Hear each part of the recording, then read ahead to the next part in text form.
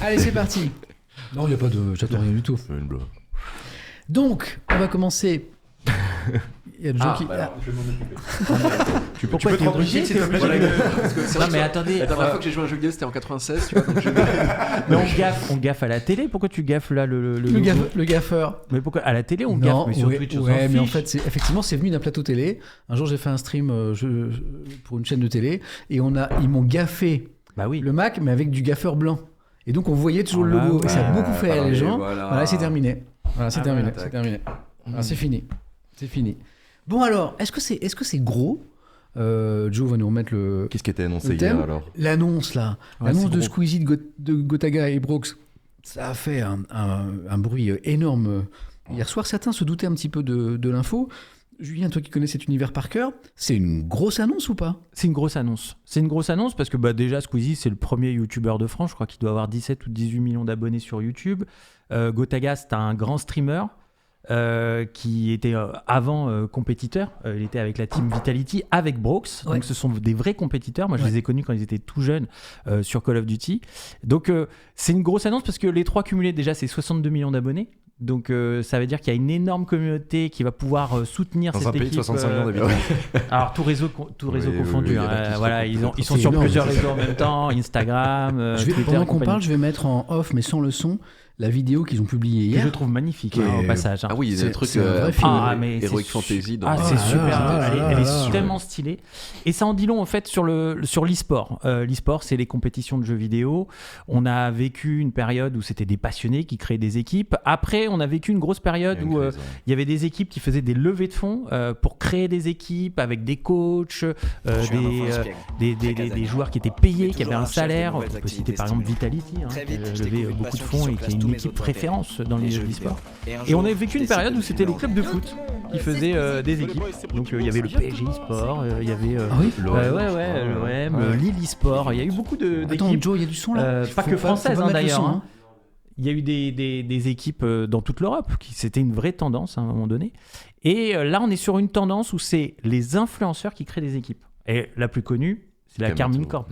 La K-Corp, avec Kameto, ils ont réussi à créer une équipe qui fait des performances, ça c'est sûr, mais qui permet d'avoir derrière un rayonnement important. Parce qu'en fait, quand on crée une équipe avant e-sport, on a cherché des sponsors. C'est un peu comme faire une chaîne Twitch. Si on veut vivre de ça, à un moment donné, il faut avoir de l'argent.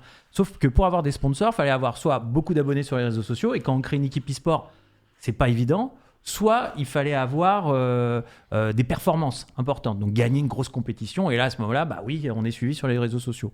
Là, en faisant ça, une équipe qui est soutenue par des influenceurs, tout de suite on a la résonance, tout de suite on a les sponsors. Derrière l'équipe elle est créée, déjà il y a des sponsors qui sont là, et je crois qu'il y a Deezer, TCL et compagnie qui sont là, donc ils ont tout de suite la résonance, et après derrière on voit que ça marche, c'est un fonctionnement qui marche. La Carmine Corp, quand ils ont fait l'Accor Hotel Arena, ils l'ont rempli en 5 minutes.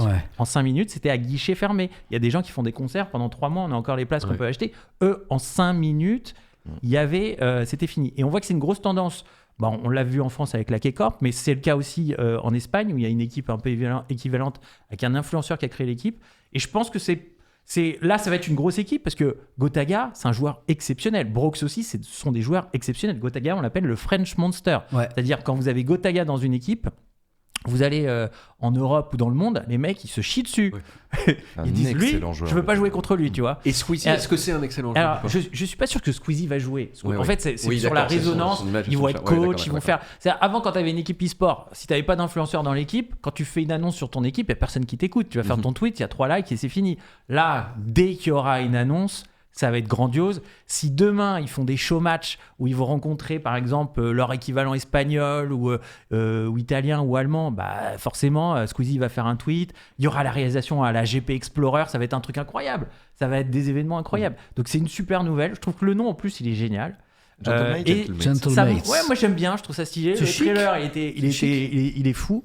Et je pense que ça va donner naissance à d'autres équipes par la suite, ça m'étonnerait pas que d'autres influenceurs en fassent très prochainement. Oui, il y a Zerator aussi. Il y a Zerator qui l'a fait, tout à fait. Qui a lancé tout le monde s'est un peu lancé. Et c'est bien, c'est bien. Voilà. Et ça veut dire en fait qu'ils ont fait une entreprise tous les trois. Une structure e-sport. Une structure e-sport, ouais. C'est-à-dire que oui, c'est. Ils auront plusieurs équipes dans plusieurs jeux. D'accord, oui, c'est ça. Ouais. A priori, c'est Valorant. Et après, il y aura d'autres compétitions. Ils vont peut-être faire du FIFA. Ils vont peut-être faire. J'ai vu qu'il y a des gens qui étaient allés chercher les codes du site pour savoir à quel jeu ils allaient jouer en premier, genre des petits accords. C'est un petit peu trop longtemps, effectivement. Il y aura du League of Legends, il y aura sûrement du Counter-Strike. Je sais pas si Gotaga jouera et Brox dans l'équipe. Dans le chat, c'est une question qui était posée. Est-ce que Gotaga va vraiment jouer ? Je sais pas. En tout cas, je pense qu'il a encore le niveau pour être sur la scène internationale, tout comme Brox, qui sont deux gars super. Moi, je les ai croisés à plusieurs reprises. Je les adore. Non, ça fait longtemps, je crois qu'ils n'ont pas joué en compète, mais quoi qu'il arrive, ils ont l'expérience. Un truc sur le site d'action avec lui l'an dernier. Tout à fait, ouais. C'est un gars incroyable, quoi. Tout à fait. Je l'avais reçu dans mon émission pour le site d'action, justement. Tu sens qu'il adore le contact avec les gens, échanger. Il est tellement sympa. Ah ouais, c'est le mec le plus cool du monde. Il est solaire, ce mec. Franchement, Brox, je l'adore. On a fait une émission avec lui, mais il a tout le temps le sourire, il est tout le temps content et il est détente. Moi, j'adore. Plusieurs personnes dans le chat se demandent si même Brox va jouer parce que ils jouent plus à haut niveau. Leur carrière est derrière eux. Longtemps, c'est ça. Peut-être qu'ils sont plus là pour apporter leur image, leur soutien, leur structure, et leur expérience. L'expérience. C'est Brox et Gotaga, ils étaient dans Vitality, qui est une des meilleures équipes d'Europe, si ce n'est la meilleure équipe de France. Mais ils vont les coacher, les nouveaux. C'est-à-dire, il y aura sûrement des nouveaux, des jeunes, parce que l'e-sport, il faut être jeune en général. Et c'est ça que je me demande, c'est que en fait, ils ont décidé que leur carrière était derrière eux, parce que je veux dire, c'est pas comme le tennis où on n'a plus les jambes. On peut rester à un niveau élevé en e-sport. L'e-sport, fin de carrière à 22 ans en général. C'est jeune, on arrête jeune. Mais pour quelle raison alors Notamment physiologique. Enfin, il y a des études. Genre la fin de la formation de ton cerveau vers l'âge de 25 ans, tu commences à ralentir. Et le problème, sur certains jeux, attention, sur certains jeux, notamment réflexes. Les réflexes. Quand on parle de jeux, par exemple, des jeux de tir où tu as besoin de réflexes, etc., il y a certains jeux sur lesquels, alors c'est un peu une blague parce qu'il y a toujours un dinosaure. Dinosaure, c'est 29 ans, qui est toujours au niveau top mondial. C'est drôle. Mais effectivement, il y a un certain nombre de jeux. D'accord. Donc il y a quand même réflexe physique, quoi. C'est pas. Après, il y a un petit truc physique. Il y a un petit côté aussi générationnel pour certains qui vont avoir des vies de famille, des enfants et compagnie. Tu peux plus jouer. L'entraînement ne peut plus être le même. À un moment donné, tu peux t'entraîner 14 heures par jour et l'autre, tu peux pas. Certains disent les mains aussi, le canal carpien, la plasticité mentale. Donc à partir de 22 ans... Moi, ce que j'adore dans l'e-sport, c'est notamment les histoires que ça raconte, parce que t'as des carrières qui sont extraordinaires, t'as des gens qui viennent retourner la scène à eux tout seuls, enfin, c'est vraiment des histoires. Et dans ce genre-là, il y a par exemple des joueurs du top niveau monde sur un jeu qui s'appelle StarCraft 2. L'un des meilleurs pays du monde, c'est la Corée du Sud depuis toujours. Et en Corée du Sud, le service militaire est obligatoire. Et c'est 2 ans de service militaire. Et donc, il y a des carrières de top joueurs monde qui sont interrompues en cours parce que tu es obligé de faire ton service. Et ils reviennent. Et donc, il y en a certains qui essayent de revenir. Et à chaque fois, quand tu as un ancien joueur star qui revient 2 ans plus tard, toute la scène se dit, est-ce qu'il est encore au niveau ? Il n'a pas pu jouer depuis 2 ans, le mec. Il a fait des pompes dans la boue pendant 2 ans. Et tu as des histoires où des mecs sont revenus en compétition. C'est incroyable. On est sur la scène 2 ans plus tard. On avait un joueur français qui était incroyable. Et on en a toujours un, Clem. C'est qui Julien ? Stéphano, évidemment, le français. Et à l'époque, on n'avait pas Elki. Elki, bien sûr. Elki, c'était le Zidane à l'époque en Corée. Il faisait des entraînements, il était avec une équipe coréenne, il avait un coach coréen. Tu vois, Elki, Stéphano, ça c'est l'ancienne génération de Français. Et là, il y a un petit jeune que j'aime énormément qui s'appelle Clément Desplanches de son vrai nom, qui, du haut de ses 19 ans, est un des meilleurs joueurs du monde. Sur StarCraft 2, alors qu'il est né il y a seulement 19 ans. C'est-à-dire que le jeu est beaucoup plus vieux que lui. Et c'est génial. C'est incroyable. Un gosse qui arrive dans la cour des grands et qui retourne le niveau, qui est largement meilleur. Enfin, c'est extraordinaire. J'ai les 2 messages. Il y en a un qui me fait sourire parce que tout à l'heure, je suis allé chez Picard faire une débauche de Gougère. Et donc, j'ai croisé. Alors, sur le coup, je ne savais pas d'où. Mais bon, j'avais le masque. Parce que comme je tousse un petit peu en ce moment, j'avais le masque et le bonnet. Et donc, je vois un jeune homme qui est en couple, charmant d'ailleurs, qui je pense est choucroutosaure dans le chat, et qui me dit « Délicieux Samuel, ces petits macarons Picard, un plaisir de t'avoir croisé Samuel ». Donc on s'est croisé au Picard. Et juste au-dessus, c'est pour ça que je vous ai interrompu, il y a Ed Chirac qui nous regarde et qui nous dit « Je dois être complètement vieux, je ne comprends pas le principe de sport ». Dans e-sport. Il faut répondre à Ed Chirac. Non.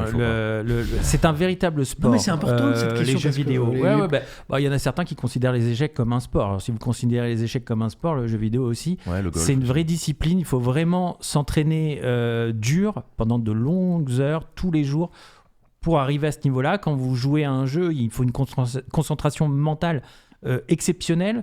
D'ailleurs, dans des équipes comme Vitality, c'est pas pour rien qu'ils ont pris des champions olympiques où à un moment donné, ils avaient pris le gardien de but de l'équipe de handball française pour coacher les joueurs, parce que derrière, c'est toute une mentalité, une hygiène de vie aussi. Hein. Ouais. C'est-à-dire, moi, j'ai commenté des compétitions de Call of Duty, des compétitions de Counter-Strike, notamment à l'époque, il y avait Coupe du Monde des jeux vidéo à Bercy, où je commentais sur scène.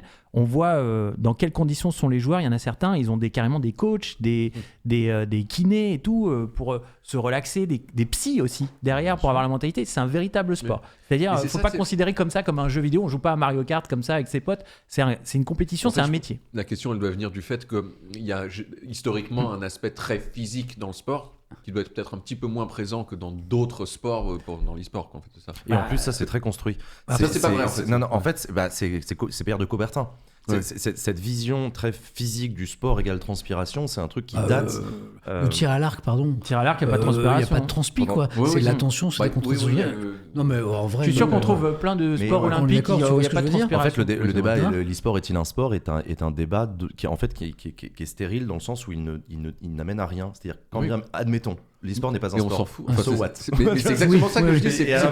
Pourquoi est-ce que c'est tendu comme... En fait, ce n'est pas tendu. En fait, c'est pour ça que les gens qui posent la question, à chaque fois, je leur dis, ça changerait quoi ? Ça changerait quoi ? Ça changerait absolument rien. Et en e-sport, me dit Choueni, ça sue fort. Je me rappelle d'entrer dans la salle du The Event.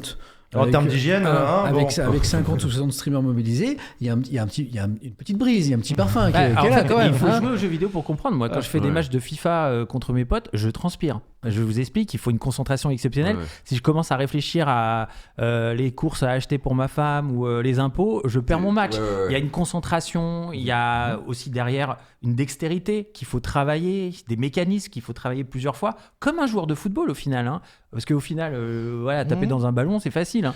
Mettre des coups francs à la Messi, c'est plus difficile. Voilà. Ça demande de la stratégie et de la tactique. C'est organisé dans des circuits compétitifs reconnus par des joueurs et des communautés. Ça correspond à toute une définition de activité d'ordre compétitif. Voilà, si vous voulez vraiment... c'est qu'en fait, peu importe. Et ça a été reconnu. Dernièrement, l'État a reconnu ça, parce qu'il y avait des gens qui gagnaient leur vie avec ça.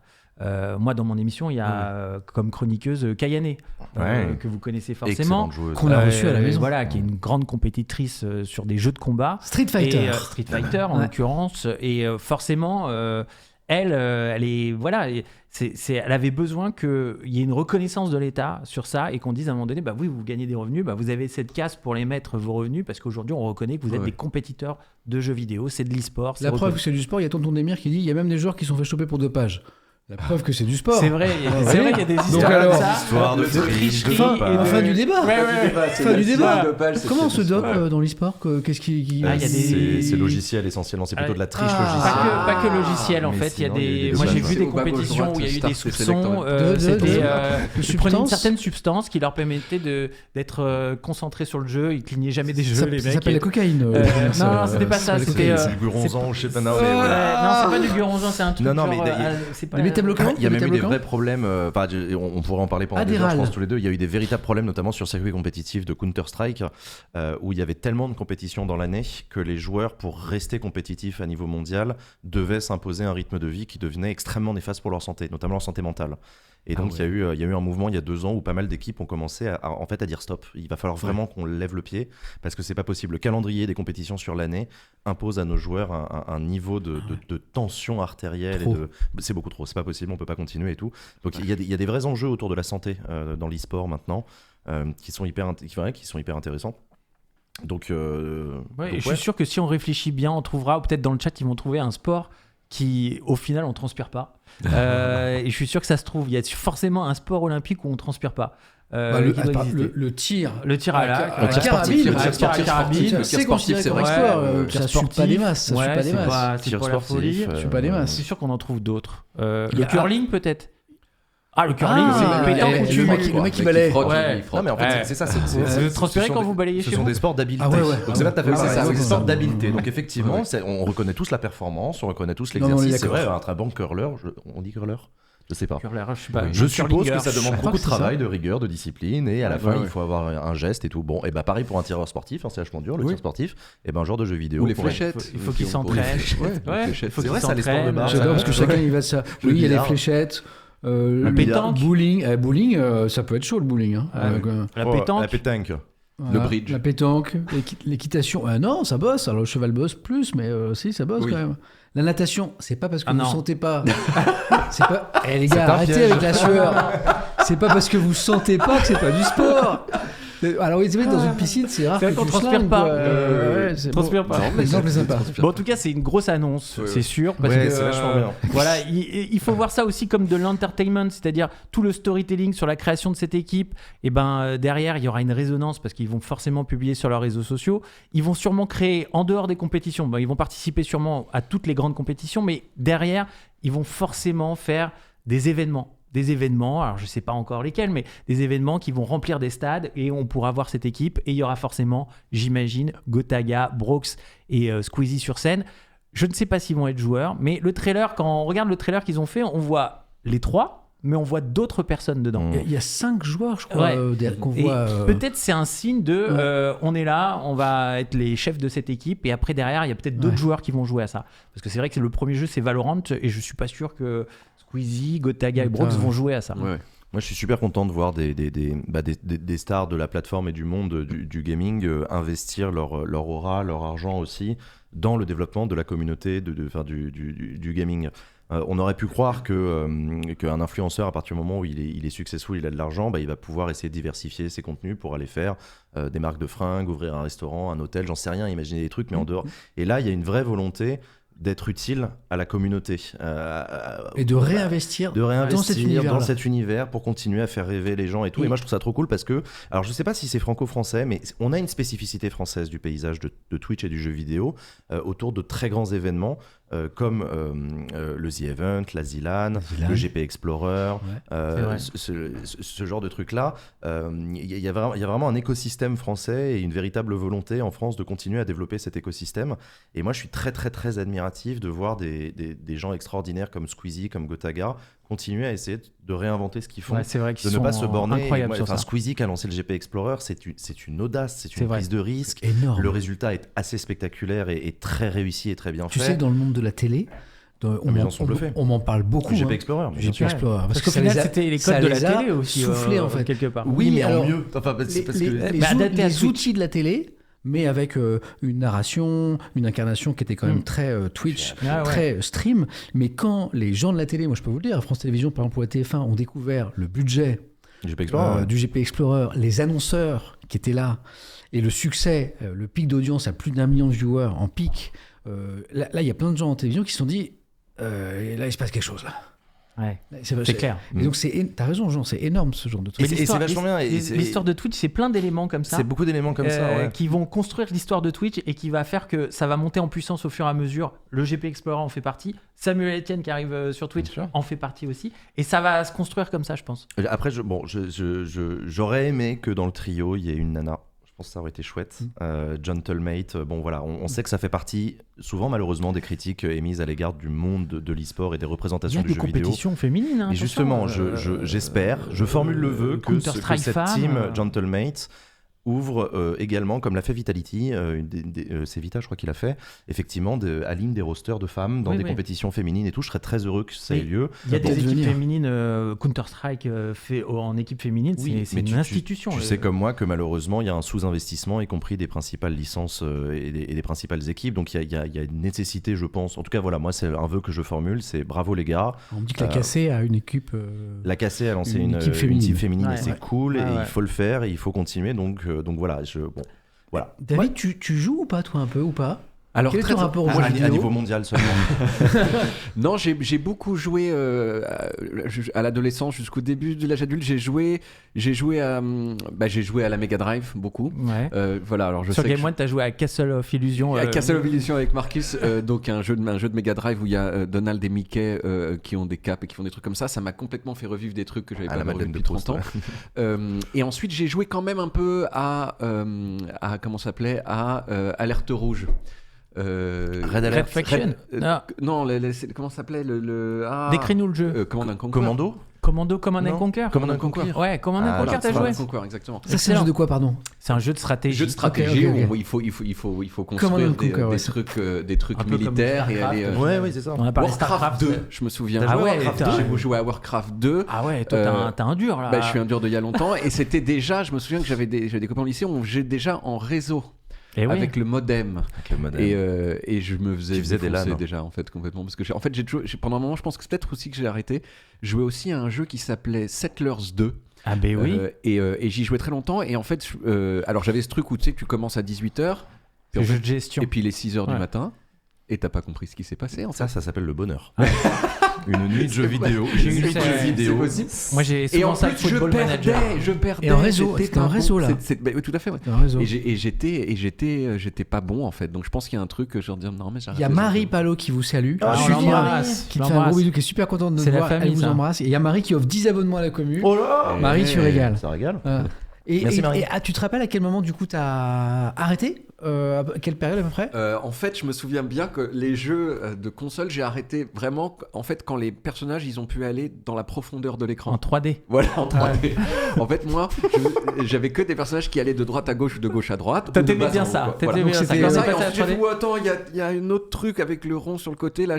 Et en fait, je pense ça existe toujours les jeux en 2D. C'est très à la mode. C'est quoi? C'est le milieu des années 90 Non, c'est fin des années 90. J'ai joué énormément à NBA Live 95. J'ai joué à NBA Jam.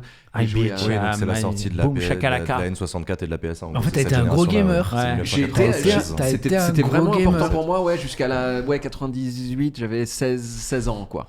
Voilà. Il y a encore d'excellents jeux 2D qui existent. Il y a des petites pépites. On peut penser à Céleste, on peut penser à. Enfin, non, Risk of Rain. Il y a une tendance au néo-rétro, on appelle ça. C'est du rétro, mais un peu nouveau, avec les codes d'avant, mais des graphismes un peu plus améliorés, une direction artistique mais un peu meilleure, des musiques. Je me souviens d'un jeu qui m'avait énormément marqué qui s'appelait Black and White. Ah oui, je me souviens. C'était un jeu de stratégie où il fallait construire un monde et on était. Ça ressemble à d'autres jeux. On était un dieu et il fallait. Et en fait, on pouvait, si on envoyait des sorts aux habitants. Toi, t'aimais les jeux de stratégie en fait. Voilà, on leur envoyait du feu dans le visage et du coup, on leur envoyait du feu dans le visage. Du coup, leur crainte augmentait et on avait plus de puissance. C'est marrant parce qu'il y a plein de gens qui réagissent au jeu Black and White par exemple. Ça rappelle plein de souvenirs. Céleste qui parlait de Céleste à l'instant. Banger, me dit-on dans le chat. Moi, c'est vraiment un vrai projet que j'ai à la rentrée. Je sais pas encore quelle forme il va prendre. De découvrir le jeu vidéo en stream. Moi, je suis persuadé qu'aujourd'hui, pour comprendre même le monde dans lequel on vit aujourd'hui, quand tu vois l'importance économique et culturelle qu'a pris le jeu vidéo, en fait, t'es obligé à rien, mais si tu veux vraiment comprendre, tu t'es obligé de t'y intéresser et vraiment t'immerger dans cette culture. Donc à la rentrée, c'est pour ça que j'ai envie de passer plus de temps sur Twitch et que y a ce studio aujourd'hui. Je sais pas quel rendez-vous je vais créer, mais je vais créer un rendez-vous avec mes yeux de quinquagénaire quand même, en mode, le pitch ça va être simple, c'est... Toi, tu disais que tu avais fini de jouer David à la fin des années 90, à peu près. Moi, la dernière fois que j'ai joué à un jeu vidéo, c'était en 1988 ou 87. Oh la vache! Avant la chute du mur de Berlin. Et le pitch, ça va être... la dernière fois que j'ai joué aux jeux vidéo, c'était en 87, 88. Donc, vous savez combien d'années ça fait 30 ans. 30 ans? 34, ouais. Eh bien, let's go. Eh bien, je repars... Parce qu'à l'époque, repars à zéro. J'étais vraiment... Tu vois, alors c'était Commodore 88, c'est la NES. J'avais le Commodore 64. Oh la vache! Commodore 64. Et tu vas rejouer à ça. Atari 1040. Et non, mais l'idée, c'est... En fait, j'ai envie de me faire prendre par la main par des passionnés. Génial. Voilà. Pour me faire découvrir ce jeu-là une semaine, un autre jeu cette semaine, parler de ce jeu et puis parler de ce que ça... Les jeux qui ont marqué l'histoire, quoi. Voilà, et puis tout ce qu'il y a autour. C'est une bonne idée. Non, mais t'as bien, une découverte du monde du jeu vidéo par les passionnés. La culture, l'économie... Je pourrais te faire jouer à Flight Simulator. Et oui, bien sûr. Tous les jeux qui ont marqué l'histoire, parce qu'au final, on peut pas jouer à tout, ça c'est sûr. Et c'est pour ça que le succès de Twitch aussi, c'est des gens qui jouent aux jeux vidéo, qui font découvrir des jeux parce que certains peuvent pas les acheter ou certains n'ont jamais joué à ça. Et je trouve que l'idée elle est super intéressante. Par exemple, Flight Simulator avec Jean, toi tu pourrais me faire découvrir quel jeu t'aimerais me faire découvrir? Tous les jeux, on pourrait tout faire. T'as pas un jeu de cœur, toi? Moi j'ai un jeu de cœur, j'en ai c'est Astrid. C'est Astrid. Moi j'en ai deux, j'ai Tetris que j'ai passé des heures sur Tetris sur la Game Boy. D'ailleurs je vous recommande de voir le film Tetris sur Apple TV+ qui raconte l'histoire de comment ce jeu est arrivé sur la Game Boy et il a été signé par Nintendo, c'est extraordinaire. C'est un russe mais c'est un américain qui a signé les droits. Ça c'est génial. Et j'ai le deuxième, c'est Street Fighter sur Super Nintendo. Street Fighter 2 sur Super Nintendo. On fait encore des compètes à Game One. Avant les tournages, donc 5 minutes avant le tournage, on est encore en train de jouer et j'adore ce jeu. C'est Street pour Fighter moi. 2, parce que moi, je me souviens qu'il y avait un Street Fighter 2 Prime. Oui. Où genre, alors il y avait Sagat. Ouais, en fait, il y a eu Street Fighter 2, après Prime, Alpha, Turbo, machin et tout ça. Et Turbo, c'est le plus vieux jeu encore joué aujourd'hui au niveau international en compétition. Il est sorti en 1992 et il y a encore aujourd'hui. Il y a un documentaire que je vous invite à regarder sur YouTube qui a été réalisé par Usul, donc qui est un chroniqueur dans mes émissions. On connaît très bien, qui s'appelle Le Tournoi des légendes. Et c'est un documentaire qu'il allait tourner à Las Vegas. Et il est allé faire un docu sur ça. Le Tournoi des légendes, c'est un tournoi de niveau mondial sur Super Street Fighter 2 Turbo, joué par des légendes, donc des gens qui depuis 92 jouent au niveau top monde sur ce jeu. C'est quoi Turbo ? Super Street Fighter 2 Turbo, c'est le nom du jeu. Donc c'est la version de Super Street Fighter 2 sortie en 92. C'est la version plus rapide. Et en fait, c'est un jeu extraordinaire. Incroyable. Qui est pour moi le jeu parfait, alors qu'à la base, le jeu est rempli de bugs. Et c'est les bugs qui ont fait le succès du jeu. Parce que c'est tous ces bugs qui ont fait qu'il est devenu très technique. En fait. Le jeu le mieux équilibré du monde. C'est un jeu très intéressant. Et en plus, ça va de droite à gauche et de haut en bas. Et ça, moi, je me sens... Et moi, c'est simple. Déjà, au collège, j'étais imbattable avec Chun-Li. Et je vous le dis, tous mes collègues de Game One, je vous embrasse. Je suis toujours imbattable avec Chun-Li. Voilà. Est-ce que tu savais faire le Tiger Knee de Sagat ? Ah non, je jouais pas Sagat. Tu jouais jamais Sagat ? Ah non, je jouais jamais Sagat. Moi, je jouais Chun-Li, Ryu, Ken. On enlève le Playmobil. Salut. Astrid, on avait mis un Playmobil géant pour te remplacer. Il était très gentil. Ses interventions étaient peu bavard, en fait, mais cool. C'était pour que les gens se rendent compte que en fait, voilà, t'étais bien prévu. Mais attends, Astrid, t'étais absente pour la bonne cause. Alors je vous explique. Je rappelle à ceux qui nous ont rejoints en cours de route. Astrid de Vilaine, donc journaliste au Huffington Post, passionnée notamment d'actualité politique, avait un papier à faire ce soir sur devinez quoi, l'addition du Conseil constitutionnel qui est tombée à 18h, Astrid, 18h30. Oui, 18h, j'ai écrit lentement. Et on échangeait avec Astrid ces derniers jours et Astrid m'a prévenu, alors le problème c'est que peut-être que, j'espère que la décision ne va pas tomber trop tard, mais on parle de 16h, 16h30, ça devrait le faire, je serai à l'heure. Et finalement, c'est tombé tard. Je suis désolée, vraiment, ça se fait pas. Et alors Astrid a été adorable parce qu'elle m'a prévenu de son retard et elle m'a dit, si vous voulez, commencez par le thème sur l'e-sport et les jeux vidéo. Ce qu'on a fait... Perché, ça s'appelle. C'est excellent. Ce qu'on a fait... J'étais le seul à pas me connaître. Je suis désolée. Tu m'as lâché. Merci. Et le chat, il est OK avec ça aussi ? Ils étaient super contents. Donc il y a tout le monde qui t'embrasse. Astrid, je te présente tu connaissais pas ici. Ben non, j'adore. Le studio de stream, voilà. On le voit d'en bas. C'est-à-dire il y a une petite lumière, les rideaux, tu dis c'est attends, est-ce que genre il y a une espèce de petite lumière rose, c'est ça ? Quand même pas. Non, parce que sinon ça fait un peu louche, tu vois. Non, ça fait plus studio. Regardez, il y a Monsieur Étienne, il est là. Vous savez, c'est la lumière rose là. C'est la lumière rose là. Non, on voit pas les roses. Ça fait pas. On voit juste une lumière, je dirais douce, et après des petits rideaux comme ça, et c'est pas mal. C'est un peu intriguant alors. Complètement. Ah, c'est cool. Donc Astrid, merci beaucoup d'être avec nous. Merci à vous. Voilà. Alors c'est marrant parce qu'il y a plein de conseils de déco dans le chat. Oui, tu devrais mettre une borne d'arcade, un flipper. Faites péter les subs les gars parce que c'est cool. Attendez, déjà par rapport à la semaine dernière où on a fait le premier stream ici, Joe peut en être témoin, puis tout le monde dans le chat. En fait, la salle était vide. Tu vois, j'avais rien, pas de meubles, pas de tapis, pas de rideau, et donc on avait un son. Ça résonnait. Ça résonnait à mort. Ça résonnait un peu. Et donc j'en ai parlé avec le chat parce qu'évidemment il y a plein de propositions qui viennent. Alors on m'a dit oui, tu devrais mettre de la mousse sur les murs, les boîtes d'œufs, les fameuses boîtes d'œufs. Et puis certains m'ont dit essaye de mettre des rideaux. Et j'ai dit peut-être un tapis. Je suis allé chercher des rideaux à la cave, qui étaient dans un vieil appartement. Les vibrations. Le tapis est arrivé il y a 1 heure. Et je sais pas ce que vous en pensez dans le chat. Voilà, il y a Occitanien et d'autres, c'est mieux. Hein. Il est comment le son ? Il est comment le son ? Ça marche ? Il est comment le son ? L'absence de résonance. Il est bien c'est le mieux, son. Hein. Joe, toi tu en penses quoi ? C'est mieux, hein. La lumière, c'est pareil. J'avais si vous savez, c'est le gâteau, la classique de streamer, les Keylight. Mais ils étaient, en fait, on les accrochait sur un peu partout. J'ai investi dans les 4 pieds, ce qui me permet de déplacer les lights et avoir, voilà. Donc mais visuellement, et ta famille, ils sont contents, non ? Alors bizarrement, Astrid, les enfants adoraient que je stream à la maison. Y compris dans la salle à manger. Ils venaient voir les invités, ils venaient voir Joe. Bon, il faut dire que Joe est le fournisseur officiel de cartes Pokémon de la famille, si tu veux. Donc, c'est toi. Il y a un truc aussi. Toi, et même Hélène, en fait, elle kiffait, en fait, elle trouvait ça cool. C'était moins pour la famille, qu'en fait, je ne dérangeais pas, que pour le côté pratique, parce que Joe, ça lui obligeait tous les vendredis, par exemple, à monter, à tout remonter, à tout installer, réinstaller. Et à la fin, il fallait tout désinstaller pour libérer la salle à manger. Donc c'était un peu compliqué. Et puis comme j'ai quand même plutôt envie de m'investir plus sur Twitch, je me suis dit allez, let's go. Trop bien. Voilà, bravo. on en est. Félicitations. Donc je suis assez content de cette aventure. Justement, j'allais vous proposer. Astrid, c'est bon? J'ai une petite bière, merci infiniment. David, qu'est-ce qui te ferait plaisir? Petite bière, tu m'as dit tout à l'heure peut-être. Ouais. Non, un autre coca. Un autre coca? Ouais, un autre coca, ouais, Joe. On boit jamais au Ah pardon, je pensais. Ah non, Merci, ça Joe. va picoler. Non, j'ai pas piqué. Tu veux light ou tu veux vrai? On stresse. Ouais, du 0. Ok. Joe, si t'as un 0. Jean. Comme d'hab, une tequila. Hein. Bon, en vrai, je Au peux en cinquième, on s'éclate. en acheter. Hein. Non, une bière, ce sera super. Blanche ou blonde? Blonde. Julien. Moi, j'ai demandé à Joe un coca. Un coca. C'est bien. Vous savez que Julien, alors, Coca zéro.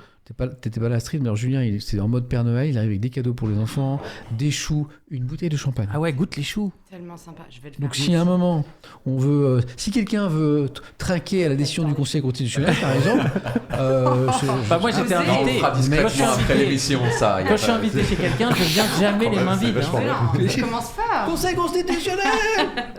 Merci beaucoup, Joe. De la bière blonde comme ça. Ouais. Mais toi, tu me dis qu'il faut pas. C'était une blague pour le Conseil constitutionnel. Le premier, on veut pas parce qu'on se dit je vais dire n'importe quoi et en fait ça va. je regrette à la fin. D'accord. Prends une bière. Ouais, En fait, je veux pas, tu t'inquiètes pas. je Si veux bien, dis tu une veux être le connerie, bon on dira. élève. Je veux bien une bière blonde alors. Bah ouais, vas-y. C'est possible. Mais du coup, Astrid, tu l'as sorti ton article? Oui, C'est celui sorti. 19? Non, attends. Non, il est sorti là. Parce que t'en as écrit plusieurs. On en Après, a écrit 2. T'as celui sur le RIP, Ah, ouais. donc D'ailleurs, il y là, a une coquille au deuxième paragraphe. ton article Ah, est. vas-y. Je rigole. Là, ton article est en ligne. Oui, bien sûr. Sinon, Attends, parce que je celui-là, vous je aurais suis pas chaud, là. menti quand même. Même si j'ai été retenue par des confrères pour manger C'est pas une celui sur crème brûlée avec eux dans le l'intersyndicale. café d'en face du Conseil constitutionnel, j'ai Ah dit oui. je peux pas, j'ai Samuel Ouais, Etienne. 20h54, elle Ça, n'a on pas voit menti, vachement. je valide. Il y a mieux, bien un c'est mieux, article Samuel d'Astrid de Etienne. Hyper Villaine. classe. Ouais, on bien a- sûr. Ah, Le trop Conseil stylé. constitutionnel a surtout gardé le plus dur de la réforme des retraites. Voilà. C'est le titre de l'article.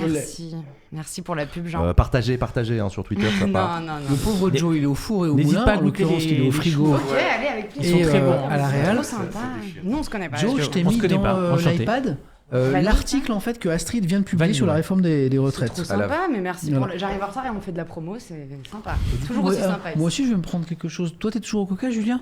Ouais, toujours coca.